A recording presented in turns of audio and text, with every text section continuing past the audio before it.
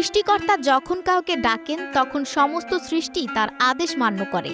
এমনই এক জীবন্ত দৃষ্টান্ত হয়ে উঠেছেন লিবিয়ার যুবক আমের মাহাদি মনসুর আল গাজাসফি, যার হজ যাত্রার রূপ নিয়েছে ঈমান ও আল্লাহর কুদরতের এক বাস্তব প্রমাণে।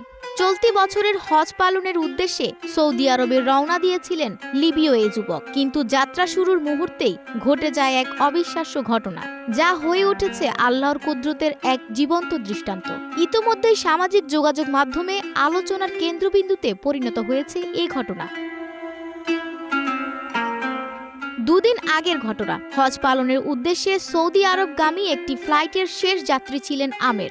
দুপুর 12টা নির্ধারিত ফ্লাইটের সময় দলবদ্ধভাবে হজযাত্রীরা ট্রিপলি বিমানবন্দরে আসেন এবং বোর্ডিং সম্পন্ন করে বিমানে ওঠেন।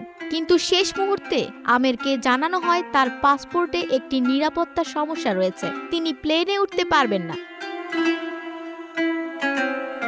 নিরাপত্তা কর্মকর্তা একরাশ দুঃখ প্রকাশ করে বলেন, সবই আল্লাহর ইচ্ছা, হয়তো এবার হজ তোমার ভাগ্যে নেই। কিন্তু আমেরের জবাব ছিল অবাক করা। তার মুখে ছিল দৃঢ় বিশ্বাস ভরা জবাব, ইনশাল্লাহ প্লেনটি উড়বে না, আবার আসবে। আমার নিয়ত হজ, আমি অবশ্যই যাব। প্রবল বিশ্বাসের সঙ্গে দেওয়া তার এই জবাবের কিছুক্ষণ পরই ঘটে যায় প্রথম বিস্ময়। এয়ারপোর্টে ঘোষণা এলো প্লেনটিতে যান্ত্রিক ত্রুটি দেখা দিয়েছে আর সেটি ফিরে আসছে। বিমানবন্দরে সবার চোখ বিস্ময়ে বড় হয়ে গেলেও পাইলট আমেরকে নিতে রাজি হলেন না। বিমান আবার উড়ে গেল। কিন্তু গল্প এখানেই শেষ নয়। মাঝ আকাশে সেই বিমান ফের বিপাকে পড়ে। এবার মৌসুমি ঝড়ো আবহাওয়ার কারণে আবার ফিরে আসে বিমানটি। এবার পাইলট নিজেই বললেন, আল্লাহর কসম, আমি আর উড়ব না যতক্ষণ না আমের প্লেনে ওঠেন। শেষ পর্যন্ত শুধু আমেরের জন্য খুলে দেওয়া হলো বিমানের দরজা। তিনি উঠে পড়েন সেই বিমানে, যেটা দুবার ফিরে এসেছে শুধু তার জন্য। সৌদি পৌঁছে তিনি বলেন, আমার আনন্দ ভাষায় প্রকাশযোগ্য নয়, আল্লাহ তার কুদরত দেখিয়েছেন।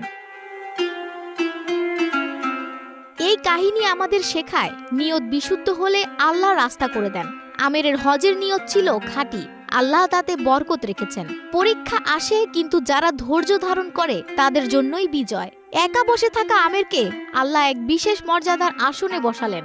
ঈমান শুধু মুখের কথা নয়, তা বাস্তবে প্রমাণ করতে হয়। এই ঘটনাটি যেন প্রতিটি হৃদয়ে জেগে তোলে ঈমানের আলো, দৃঢ় বিশ্বাসের শক্তি এবং আল্লাহর কুদরতের প্রতি নতুন আস্থা। আফসানা ভুইয়া, প্রবাস খবর।